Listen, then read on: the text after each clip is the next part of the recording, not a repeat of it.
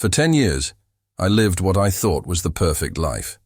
A loving wife, 3 beautiful children, and a promising career. I was the guy who had it all, or so I believed. Until one simple decision, a routine DNA test for my youngest son's school project, set off a chain reaction that tore my world apart. It started innocently enough. My 6-year-old, Ethan, needed to submit a family heritage assignment. "Why don't we do a DNA test, Dad?" he asked, his bright eyes lighting up with curiosity. I laughed and agreed. It sounded like a fun way to connect. We ordered the kits, swabbed our mouths, and sent them off. I never imagined those tiny vials of spit would unravel the fabric of my entire life. Weeks passed and the results arrived. At first I skimmed through them, noting our shared traits and ancestry. But then, something caught my eye, a red flag I couldn't ignore. My DNA wasn't a match to Ethan's. My hands trembled as I rechecked the report. Surely, it was a mistake. Panic set in, but denial kept me grounded. I convinced myself it was a lab error, but deep down, a quiet voice whispered the unthinkable. Desperate for answers, I decided to test my 2 older children, Emma and Liam, to put my mind at ease. The results came back 2 weeks later. My worst fear was confirmed. None of the children were biologically mine. The room spun as I stared at the screen. I could feel my heart pounding, my throat tightening, my mind racing with questions I couldn't answer. How could this be? How could the woman I loved, the woman I trusted with my life, do this to me? In that moment, my perfect world came crashing down. But one thing was clear. This betrayal would not go unanswered. My name is Jason, and for the past decade, I lived in blissful ignorance. My wife, Melissa, was my rock, my partner through life's ups and downs. We met in college, fell in love fast, and married just 2 years later. She was everything I thought I wanted: kind, intelligent, beautiful, and an amazing mother to our 3 kids. Together, we built a life that many envied. A suburban dream, complete with a cozy home, family vacations, and backyard barbecues. Our children were my pride and joy. Emma, 10, was my little artist, always with a paintbrush in hand.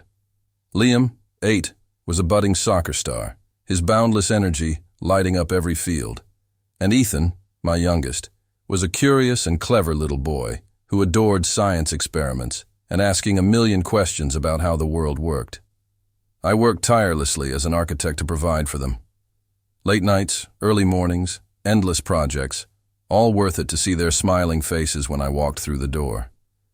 Melissa handled everything else, managing the house, helping with homework, and being the glue that held our family together. But now, as I stared at the DNA test results, everything I knew about my family felt like a lie. These weren't just lab reports. They were daggers to my heart. Every laugh, every hug, every milestone suddenly seemed tainted. Questions swirled in my mind, each more painful than the last. Who was the real father? Was it one man, or were there multiple?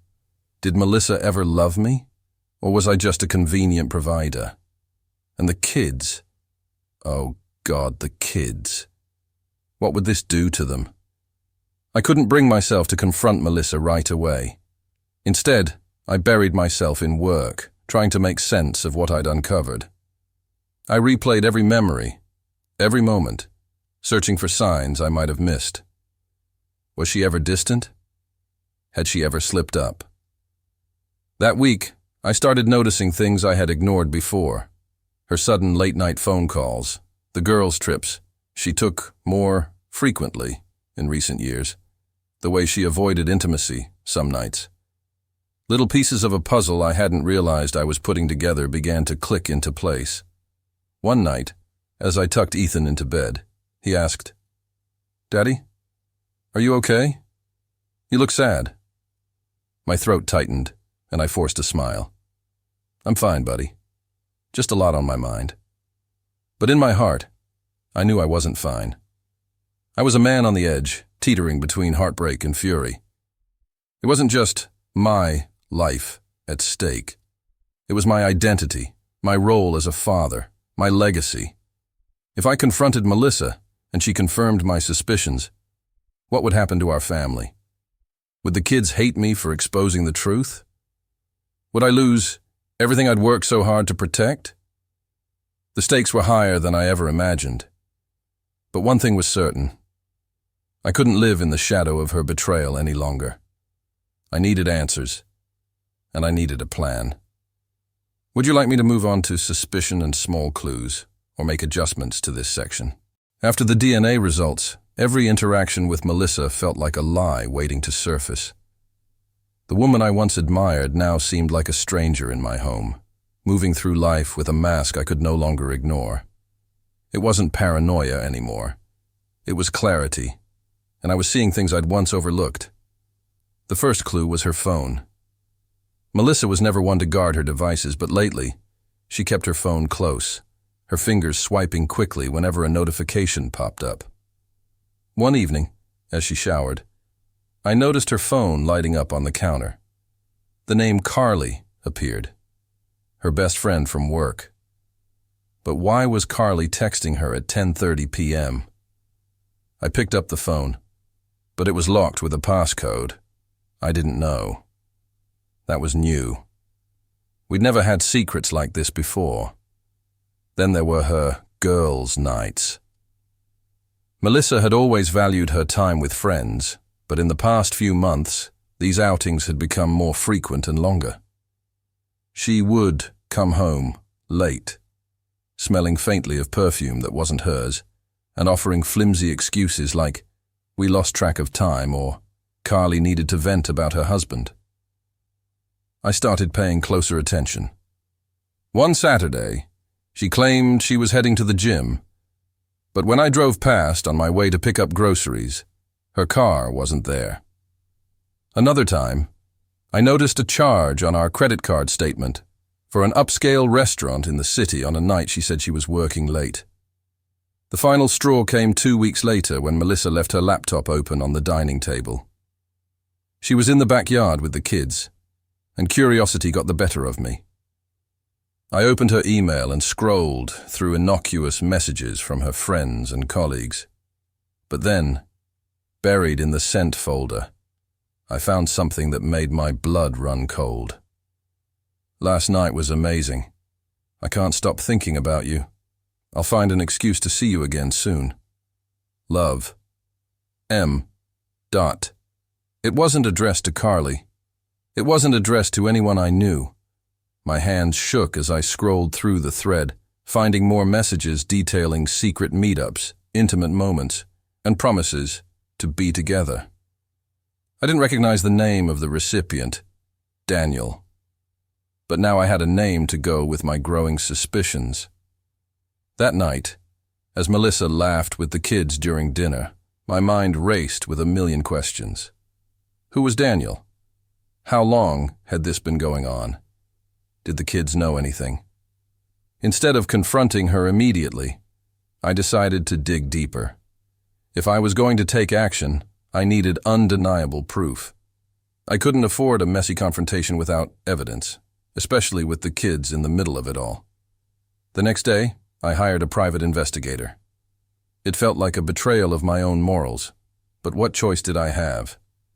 If Melissa could live a double life, I had to play her game and beat her at it. The investigator moved quickly. Within days, I had photos of Melissa meeting Daniel at a hotel, emails confirming their affair, and even a timeline of their relationship stretching back almost 4 years. 4 years. That meant this wasn't some fleeting fling. It was calculated, deliberate. Even worse, the investigator uncovered another devastating truth. Daniel wasn't just her lover. He was the biological father of all 3 of my children. Melissa had been carrying on with him since before we were married. Every piece of evidence felt like a dagger to my heart. I stared at the photos, the emails, the receipts, and felt the weight of 10 years of lies crashing down on me. The woman I loved, the family I cherished, the life I had built, it was all a sham. But now I had the truth, and the next step was clear. Armed with irrefutable proof, I knew it was time to confront Melissa. My heart raced as I replayed how I would approach her, what I would say, and how she might respond. This wasn't just about me. It was about the truth, the kids, and the life she had stolen from me. It was a quiet Friday evening. The kids were in bed, their laughter from earlier still echoing in my mind, taunting me with the innocence they didn't know was about to shatter. Melissa sat on the couch, scrolling through her phone, her legs curled beneath her like she hadn't a care in the world. "Melissa, we need to talk," I said, my voice steady but cold. She looked up, her face a mix of curiosity and mild concern. "Sure. What's on your mind?" I sat across from her, placing a thick folder on the coffee table. Her eyes darted to it, confusion flickering across her face. "Do you remember the DNA test Ethan and I did for his school project?" I asked, leaning forward. She nodded slowly. "Yeah, what about it?" I opened the folder and slid the first report toward her, the one showing that Ethan wasn't biologically mine. Her expression shifted, a flicker of panic flashing in her eyes before she caught herself. What is this supposed to mean?" she stammered, her voice trembling. "It means Ethan isn't my son," I said, my voice growing sharper. "And neither are Emma or Liam." The color drained from her face and she sat back, clutching the edge of the couch. "Jason, it's not what you think." "Stop lying," I snapped, slamming my hand on the table. "I've been lied to enough, Melissa. I know everything. The late nights, the secret texts, the hotel meetings, and Daniel. Does that name ring a bell?" Her mouth opened and closed, but no words came out. The silence was deafening. "How long?" I demanded, my voice breaking. "How long have you been deceiving me? Was our entire marriage a lie?" Tears welled up in her eyes as she whispered, "Jason, I never meant for it to happen this way. You didn't mean for it to happen? You had 3 children with another man." I threw the photos from the investigator onto the table. "Don't you dare tell me this was an accident." Melissa buried her face in her hands, sobbing, but I felt no sympathy. Not anymore. "Yes," she finally admitted, her voice muffled. "Daniel and it started before we got married. I didn't know how to stop. And when I found out I was pregnant, I thought you'd be a better father than him. You were stable, reliable, and you used me," I interrupted, my voice cold as ice. "You lied to me, built a life on deception, and you didn't even have the decency to tell me the truth. Did you ever love me, Melissa? Or was I just your safety net?" Her silence was all the answer I needed. The anger in my chest boiled over, and I stood up, towering over her. "You stole 10 years of my life, Melissa. 10 years. Do you know what that's worth? Do you have any idea what you've done to me? To the kids? They don't know," she sobbed. "They don't have to know, Jason. We can keep this between us. Please, for their sake." "For their sake?" I scoffed. "You're worried about the kids now? You should have thought about them before you started your little affair." She reached for my hand, but I pulled away. "Please, Jason, we can fix this. We can get past it." I shook my head, laughing bitterly. "You think this is something I can forgive? That I can just move on from this?" My mind was already racing ahead, forming the outline of a plan. Melissa didn't know it yet, but her betrayal wasn't going to end with a simple confrontation. She had torn apart my life, and now I was going to take hers apart piece by piece. I leaned in close, staring into her tear-streaked face. "You wanted to play games Melissa. Fine. But you'd better believe I'm going to win. Her sobs echoed through the room as I turned and walked away, my resolve hardening with every step. As I sat alone in my office that night, Melissa's sobs still echoing faintly through the house, my mind raced with possibilities. Confrontation wasn't enough. Her betrayal had gone far beyond infidelity. It had robbed me of my identity, my role as a father, and 10 years of my life. If she thought this conversation was the end, she couldn't have been more wrong. I opened the folder again, flipping through the photos and evidence the investigator had gathered. Each image was a reminder of what she'd done, and each one fueled my determination to make her pay. But this couldn't just be about vengeance. It had to be precise, calculated, and devastating. First, I needed to protect the kids. They didn't ask to be part of this mess, and despite everything, I loved them more than anything. They were innocent victims in Melissa's twisted game. My plan had to ensure their stability, even if it meant shielding them from the full truth, at least for now. The financial aspect was next. I couldn't allow Melissa to walk away with everything after what she'd done. I needed to ensure that when this all came to light, she would lose not only my trust, but the security she'd taken for granted. I called my lawyer the next morning, explaining the situation and asking about my options. The law might not be entirely on my side in terms of custody or property division, but the evidence I had could be a powerful tool in negotiations. Then there was Daniel, the man who had quietly infiltrated my life and destroyed my family. He wasn't going to walk away unscathed either. With a few calls, I had his employer's information and details about his family. He had a wife. Ironic, wasn't it? I wondered if she knew about his double life. The key to my revenge was timing. I couldn't lash out impulsively. I needed to let Melissa think I was processing, even considering reconciliation. Over the next few weeks, I acted normal, or as normal as I could manage. I still went to work, still played with the kids, and still exchanged polite words with Melissa. But behind the scenes, I was laying the groundwork for her downfall. I gathered financial records, old emails, and any trace of communication that could paint a clear picture of her deception. Every piece of evidence I collected was like a brick in the wall I was building to box her in. One evening, I sat with the investigator to go over my next steps. "You've got everything you need to blow this up," he said, flipping through the file. "What's your end game?" I looked him in the eye.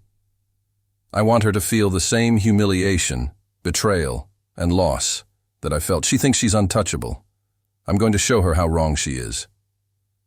The plan was simple, yet devastating. Step 1. Expose the affair to Daniel's wife. She deserved to know the truth, and her reaction would likely cause enough chaos to disrupt their little arrangement. Step 2. Confront Melissa in front of her closest friends and family. I wanted the people who admired her to see the truth about who she really was. Step 3. Ensure the legal and financial fallout left her with nothing but regrets. But I wasn't stopping there. I was going to make sure her social life, her career, and even her standing in the community were irreparably damaged. If she thought she could move on unscathed, she was about to find out just how wrong she was. That night, as I reviewed my plan one last time, I felt a strange sense of calm. For the first time in weeks, I felt in control, not of Melissa, not of the situation, but of my own life. She had taken so much from me, but now I was taking it back. Melissa might have shattered my family, but she'd also underestimated me. And soon, she'd realized that some betrayals come with a price too steep to pay. The day had arrived. After weeks of meticulous planning, every piece of the puzzle was in place. Melissa's betrayal had cost me everything, but now I was going to make sure she paid the price. It started with Daniel. I sent an anonymous package to his wife containing photos of Melissa and him together, screenshots of their messages, and a detailed timeline of their affair. I knew it would hit like a bombshell, unraveling his personal life the same way he had unraveled mine. By midweek, I received confirmation that my actions had set things in motion. The investigator called me with an update. Daniel's wife had filed for divorce and kicked him out of their home. The fallout was swift and messy, just the way I'd planned. Next, it was Melissa's turn. I arranged a family gathering under the guise of celebrating Emma's upcoming school achievement. Close friends, family members, and neighbors were invited. People who saw Melissa as the perfect wife and mother. She had no idea what was about to unfold. That Saturday, the house was filled with cheerful chatter and laughter.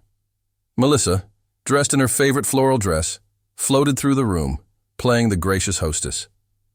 I couldn't help but marvel at her composure, knowing how thin the ice beneath her feet was. When everyone had gathered in the living room, I stood up and cleared my throat.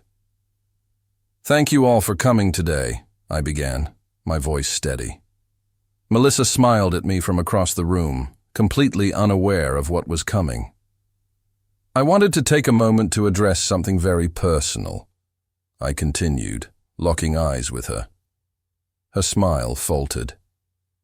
"For the past 10 years, I thought I had the perfect marriage," I said, my tone growing sharper. "I believed I was the father of 3 amazing kids and the husband to a loving, loyal wife. But it turns out, I've been living a lie." The room fell silent. Melissa's face turned pale as I pulled out the folder and held it up for everyone to see. "This is proof that none of my children are biologically mine," I announced, my voice cracking with emotion. Gasps rippled through the crowd, and Melissa's eyes filled with panic. "And this is proof of my wife's years-long affair with another man." I opened the folder and began distributing the evidence, photos, DNA test results, and copies of Melissa's incriminating emails. The room erupted in whispers and murmurs as the truth sank in. "Jason, please," Melissa started, but I cut her off. "No, Melissa, you don't get to explain. You don't get to lie anymore," I said, my voice firm. "You've stolen 10 years of my life, and you've betrayed not just me, but everyone in this room who believed in you." She broke down into tears, pleading for forgiveness. But I wasn't finished. "You think the lies stop here?" I said, turning to the crowd. "Let me introduce you to the man who's been at the center of all this, Daniel." I pulled up his photo on the TV screen for everyone to see.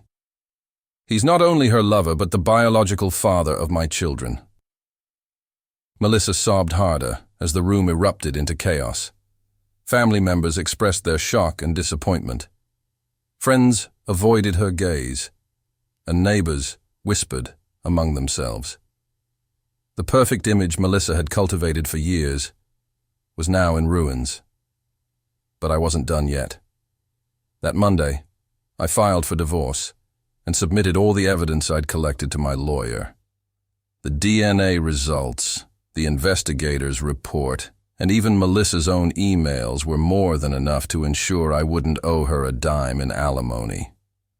As for custody, I fought to keep the kids, not to spite Melissa, but because I loved them no matter what. The financial fallout was brutal for her. I ensured she couldn't touch the joint accounts, and the court froze her access to our assets. She had to move out of the house and back in with her parents, who were mortified by the scandal. But the most satisfying part came weeks later when the community found out. Melissa became the topic of every whispered conversation, her reputation tarnished beyond repair. Invitations to social events dried up, and her once close friends began to distance themselves. As for Daniel, his life was in shambles. His wife had taken everything in the divorce. His employer was aware of his indiscretions, and he was left scrambling to pick up the pieces. I didn't celebrate their misery, but I didn't feel sorry for them either. They had built their lives on deceit, and now they were reaping the consequences. In the weeks following the fallout, life began to settle into a new rhythm. The chaos Melissa and Daniel had unleashed on my life was finally behind me, and for the first time in months, I felt a sense of peace. The divorce proceedings were swift and decisive. With the overwhelming evidence I had provided, Melissa had little ground to stand on. The court granted me full custody of the kids, and though the DNA tests showed they weren't biologically mine, they would always be my children. Biology didn't define the years I had spent loving and raising them. Melissa moved out of the house, taking only what the court allowed.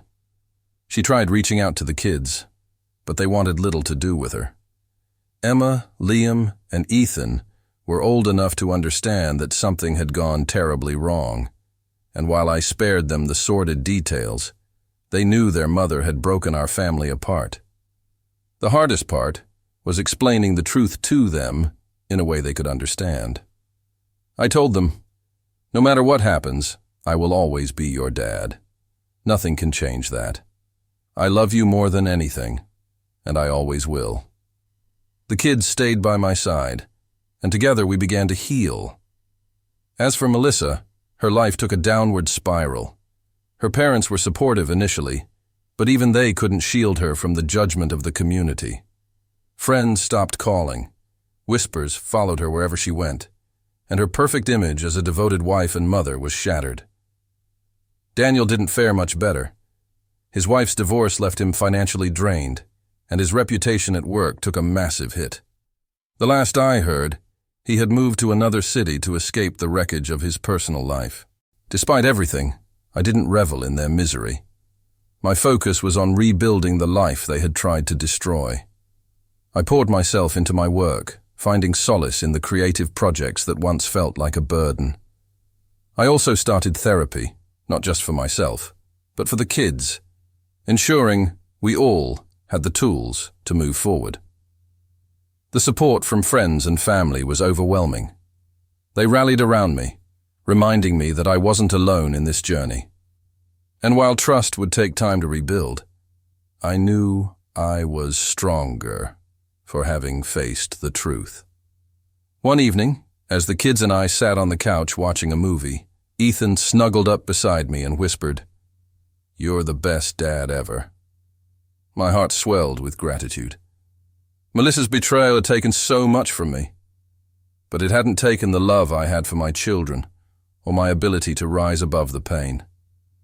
Revenge had been satisfying, but this was the real victory. Reclaiming my life and finding happiness again with the people who mattered most. That's the end of today's story. If you enjoyed hearing how this journey unfolded and the ultimate revenge that brought justice and closure, please consider supporting the channel. Leave a comment below and let me know what you think. What would you have done in Jason's shoes? Do you think Melissa deserved what she got? If this story kept you on the edge of your seat, don't forget to hit the like button. It really helps the algorithm share this story with others. And if you're new here, make sure to subscribe and turn on notifications so you don't miss more gripping tales like this one. Thank you for watching, and I'll see you in the next story.